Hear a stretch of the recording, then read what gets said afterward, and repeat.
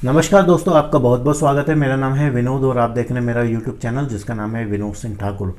दोस्तों, आज हम इस वीडियो में बात करेंगे कि डेटा एंट्री ऑपरेटर क्या होता है या डेटा एंट्री क्लर्क क्या होता है और उसकी ऑर्गेनाइजेशन में या कंपनी में क्या रोल्स और रिस्पॉन्सिबिलिटी होती है। सो बिना किसी देरी के आइए जानने की कोशिश करते हैं डेटा एंट्री ऑपरेटर या क्लर्क क्या होता है। दोस्तों, किसी भी ऑर्गेनाइजेशन के जो कस्टमर्स होते हैं उन कस्टमर्स की कुछ इम्पोर्टेंट इन्फॉर्मेशन हर कंपनी के पास होती है या ऑर्गेनाइजेशन के पास होती है। ये इन्फॉर्मेशन या तो टेक्स्ट फॉर्म में हो सकती है या ऑडियो फॉर्म में हो सकती है या वीडियो फॉर्म में हो सकती है या इमेज फॉर्म में हो सकती है या हैंड रिटन फॉर्म में हो सकती है या फॉर्म्स के रूप में हो सकती है। सो इन इन्फॉर्मेशन को हम डेटा कहते हैं। ये डेटा ऑर्गेनाइजेशन के लिए काफ़ी महत्वपूर्ण होता है और इस डेटा की सहायता से कंपनी एनालाइज करने की कोशिश करती है कि ऑर्गेनाइजेशन की सेल्स कितनी है या ऑर्गेनाइजेशन को प्रॉफिट कमाने के लिए क्या करना चाहिए। अब ये डेटा नंबर्स के फॉर्म में भी हो सकता है, फैक्ट्स के फॉर्म में भी हो सकता है या फिगर्स के फॉर्म में भी हो सकता है। दोस्तों, जब हम इस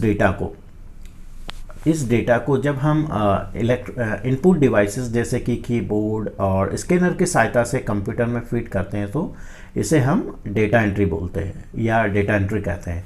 इस डेटा को इनपुट डिवाइस की सहायता से कंप्यूटर में फीड करने को डेटा एंट्री कहते हैं। या हम इस डेटा को इलेक्ट्रॉनिक फॉर्मेट में जब चेंज करते हैं तो इस पूरी प्रोसेस को डेटा एंट्री कहा जाता है। आइए दोस्तों, हम जानने की कोशिश करते हैं कि डेटा एंट्री ऑपरेटर या क्लर्क की किसी भी ऑर्गेनाइजेशन में क्या रोल्स और रिस्पॉन्सिबिलिटी होती है। दोस्तों, अब हम बात करेंगे डेटा एंट्री ऑपरेटर की किसी भी ऑर्गेनाइजेशन में क्या रोल्स और रिस्पॉन्सिबिलिटी होती है। सर्वप्रथम जो कंपनी या ऑर्गेनाइजेशन के पास जो रफ डेटा होता है या पेपर फॉर्म में डेटा होता है उसे डेटा एंट्री के लिए दिया जाता है। इसके बाद डेटा एंट्री ऑपरेटर इस डेटा को शॉर्ट करता है, कंपाइल करता है और इसके बाद इस जो रफ डेटा होता है या पेपर फॉर्म में ये जो डेटा होता है इसको इनपुट डिवाइस जैसे कीबोर्ड, ऑप्टिकल स्कैनर और डेटा रीडर की सहायता से इलेक्ट्रॉनिक फॉर्मेट में या कंप्यूटर फाइल के रूप में बदला जाता है। इस पूरी प्रोसेस को डेटा एंट्री कहा जाता है। अब डेटा एंट्री की पूरी प्रोसेस में वर्ड प्रोसेसिंग और स्प्रेडशीट का काफ़ी महत्वपूर्ण भाग होता है। दोस्तों, डेटा एंट्री ऑपरेटर का एक महत्वपूर्ण काम होता है कि डेटा को वेरीफाई करना या जो डेटा एंट्री हो चुका है उसको रिव्यू करना। इससे ये पता किया जाता है कि जो डेटा एंट्री किया गया है उसमें कोई मिस्टेक तो नहीं है या कोई एरर तो नहीं है या उस डेटा में जिस डेटा को डेटा एंट्री किया गया है उसमें कोई स्पेलिंग मिस्टेक तो नहीं है या कोई पेज मिस तो नहीं हो गया है या कोई ज़रूरी इन्फॉर्मेशन छूट तो नहीं गई है।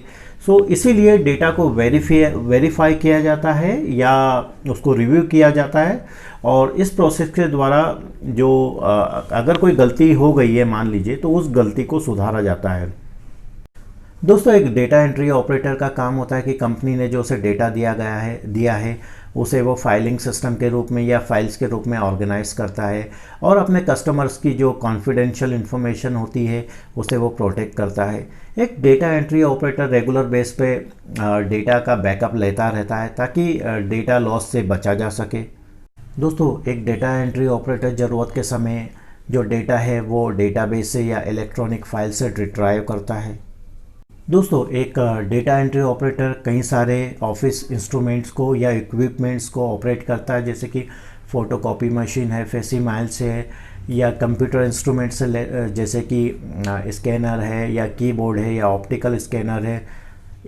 दोस्तों, एक डेटा एंट्री ऑपरेटर जब डेटा एंट्री करता है तो वो उसका महत्वपूर्ण कार्य होता है कि वो डेटा की क्वालिटी और एफिशिएंसी या प्रोडक्टिविटी को बनाए रखे। दोस्तों, एक डेटा एंट्री ऑपरेटर को माइक्रोसॉफ्ट सूट या हम बोल सकते हैं माइक्रोसॉफ्ट वर्ड या एक्सेल का अच्छा नॉलेज होना चाहिए क्योंकि बिना वर्ड या एक्सेल के डेटा एंट्री नहीं की जा सकती है। अगर किसी डेटा एंट्री ऑपरेटर की जो स्किल्स है वो माइक्रोसॉफ्ट ऑफिस सूट में या माइक्रोसॉफ्ट वर्ड या एक्सेल में अच्छी है तो वो एक अच्छा डेटा एंट्री ऑपरेटर माना जाता है। एक डेटा एंट्री ऑपरेटर की जो स्किल्स है, मिनिमम टाइपिंग स्पीड है वो 20 वर्ड पर मिनट होना चाहिए और मैक्सिमम 40 वर्ड पर मिनट होना चाहिए।